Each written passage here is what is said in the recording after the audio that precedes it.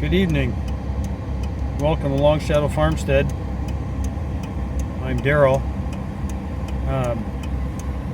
Pardon the low light, but you'll understand why in a second.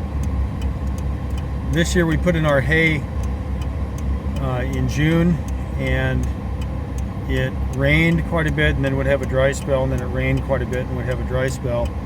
You've got to be really careful when you put up your own hay that you don't get too much moisture in your hay when you put it in the barn, because the bacterial action can actually generate enough heat to catch the hay on fire. And if you don't believe that, I've got proof here in a second. It's kind of a local tragedy, unfortunately. This farmer stored many tons of hay every year, and early in the morning this morning, the hay was all tarped, and it had been put up for quite a while. But this morning, early in the morning, I saw the glow of a fire from our house, and I'll flip it around so you can see. You can actually see what's going on here. That's many tons of hay locally that went up. It's not the place where we get our hay. Fortunately, these were 1,000-pound rectangular bales, and there was a lot of them there. They had them tarped, and the tarps are all a total loss too. There was thousands of dollars worth of tarps there, but it's very unfortunate.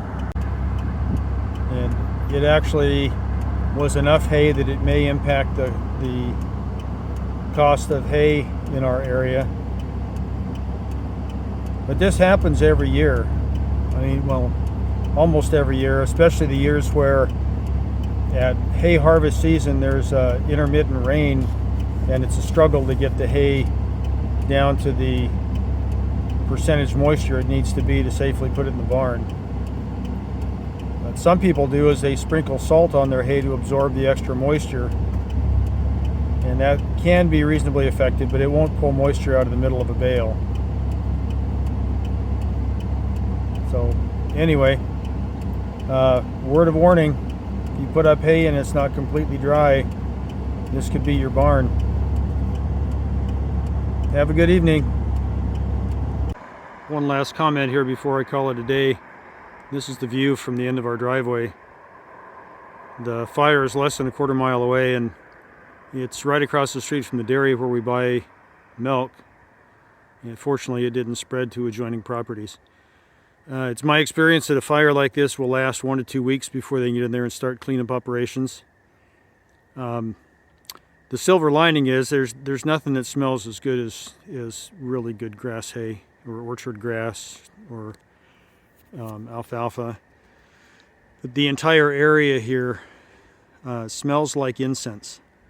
Just the most beautiful smell from this unfortunate tragedy.